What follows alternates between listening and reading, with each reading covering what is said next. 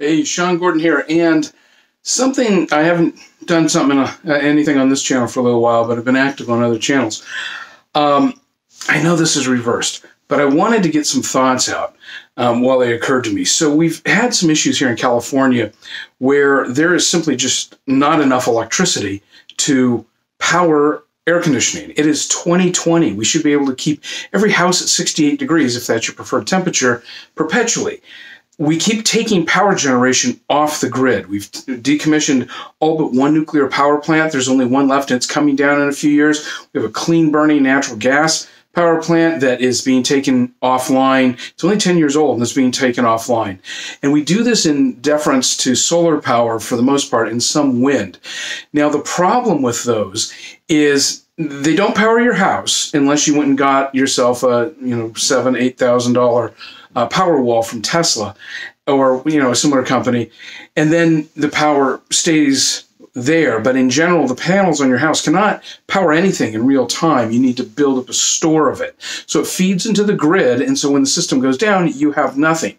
That's why preferred or the higher rates now for electricity are in the evening, like 4 to 9 p.m., because that's when the solar stops producing. We have no ability to generate. Now, a lot of what gets looked at is how we can deal with the grid or deal with electricity on a large-scale basis. There's proposals to use the electric battery in cars that are being charged so they can be a local store that can feed back offline. It's a creative thought, but think about that for a minute. Do you really want, in the case of these fires that happen, now you go to get away and your Tesla's not charged, it turns out, because they turned off the power because of winds or because the lines burnt down? What are you going to do?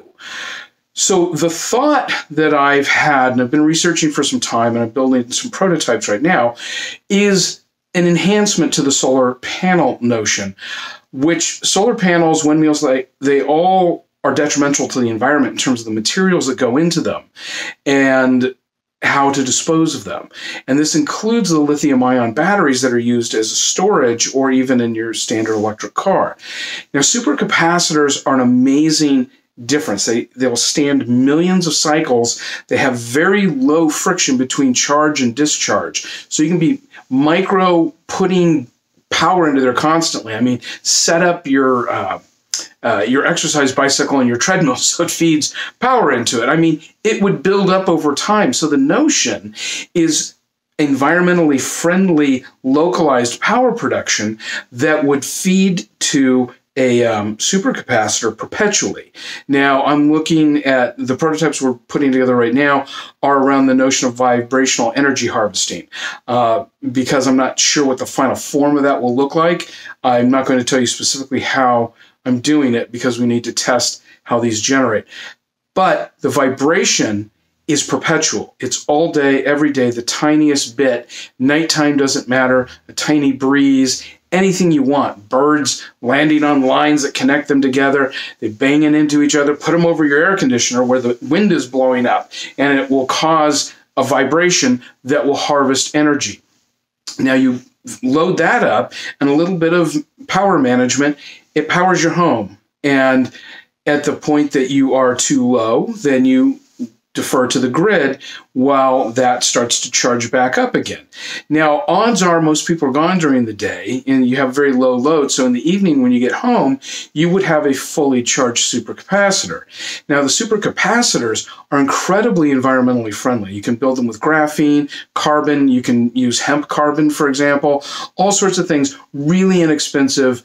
You scale up and they're more expensive than lithium ion, but they're environmentally friendly in terms of building and disposing. And they will last a lot longer, so you have much less of a disposal issue. And there's some good vendors out there. So what I want to challenge everybody to start to think about is being your own power plant beyond what a solar panel array will do, and doing it at significantly lower cost. The potential for vibrational energy harvesting is immense. I mean, there's so many little things that you could do. Archimedes screws, in gutters, they do this in Japan, all sorts of little things. So you have 50 million little things generating power that go into localized storage that feed a house or a community and then defer to the larger grid as needed, you can start to level that out. Now, the grids need to establish some better ways of managing power. That's kind of what the death rays out by San Clemente do, or Las Vegas, with the molten salt. So those are some thoughts.